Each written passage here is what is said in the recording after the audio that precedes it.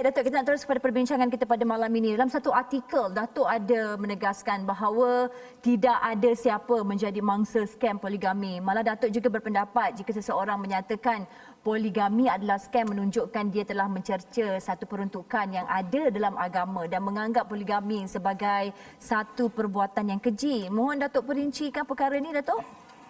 Okey, Assalamualaikum. Alhamdulillah wassalatu wassalamu ala Rasulillah. Finas dan semua penonton, ahli panel dan rakyat Malaysia lah yang mengikuti sidang ataupun siaran ini. Pertama, kita kena jelas bahawasanya poligami ataupun ta'addud ini adalah sesuatu yang dibenarkan oleh syarak. Ya. Ini dahulu. Untuk membolehkan poligami itu dibenarkan oleh syarak, sah di sisi perkahwinan, sama sahaja dengan perkahwinan yang lain. Ada wali, ada saksi, ada lelaki dan perempuan, ada akad, maka sah perkahwinan. Ya. Yang selain daripada itu merupakan urus masalah pentadbiran dan urus takbir yang di bawah urus takbir atau kita panggil siasah syariah. Saya bimbang apabila pihak-pihak yang tertentu menggunakan istilah ini, dia seolah-olah indirectly ataupun dia berniat, tidak berniat, saya tidak pasti, tetapi cuba memberikan satu perasaan kepada orang ramai seolah-olah poligami adalah sesuatu yang buruk. Sehingga dia, walaupun dia tak bercakap seperti itu, tetapi dia mengangkat isu itu sedemikian rupa. Kerana padahal penipuan itu bukan saja berlaku dalam poligami. Orang menipu dokumen.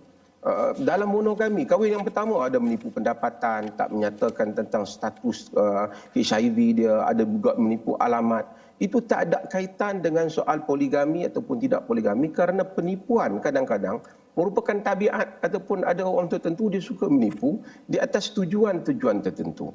Saya hari ini saya tak berapa pusing kes ni, tapi saya membaca artikel Puan Mona ini. Umpama saya nak buat contoh lah, minta maaf lah satu contoh saya buat.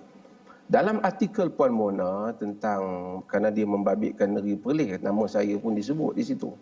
Dalam artikel yang menyatakan seorang sahabat dia itu telah berlaku seperti mana yang dia tulis lah. Jadi saya semak tentang artikel ini, baru saya semak. Dalam itu Puan Mona menceritakan apa yang berlaku pada rakannya. Bila saya semak tadi, saya dapati ia bukan rakannya, tapi itu merupakan saudara kandungnya, kakak ataupun adiknya. Okey, bolehkah kerana hanya Puan Mona tidak bercakap benar dalam artikel dia tentang keadaan itu, lalu saya nak menyatakan contoh ni, saya nak menyatakan Puan Mona ni seorang scammer, cakap tidak benar, memberi dokumen palsu, maka apa saja yang datang daripada Puan Mona ini ataupun apa-apa saja scammer. Saya tidak boleh bersikap demikian. Hanya kerana ada satu dua kes yang demikian ataupun hanya ada satu dua tindakan Puan Mona yang saya rasa tidak benar, lalu nafikan hal-hal yang lain. Demikian juga tentang masalah poligami ini. Ada satu dua kes, lalu kita nak mengangkat seolah-olah poligami ini sesuatu yang buruk pada pandangan mata masyarakat, walaupun kita tidak sebut demikian. Tetapi itu akhirnya akan menjerumus ke arah itu.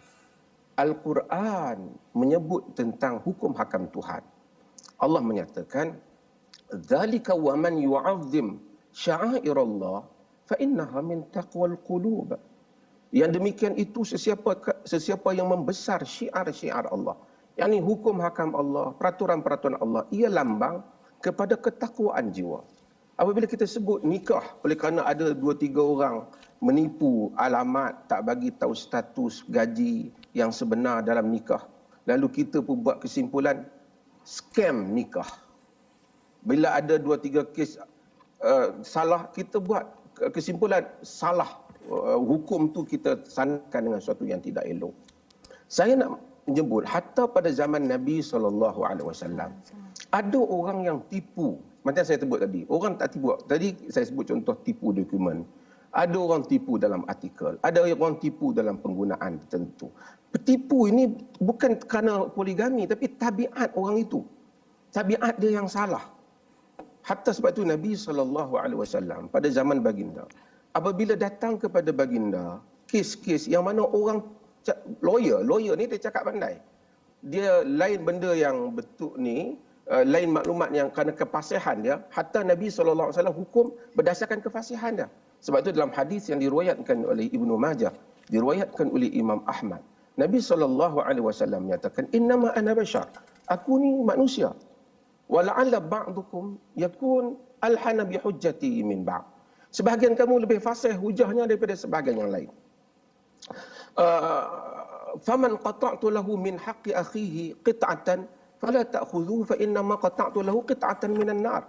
Siapa yang aku bagi satu bahagian hak kepada saudaranya, bukan hak dia, jangan diambil kerana itu merupakan potongan daripada api neraka. Maksudnya, oleh kerana kefasihan dia hatta depan Nabi, Nabi berikan sesuatu yang bukan hak dia.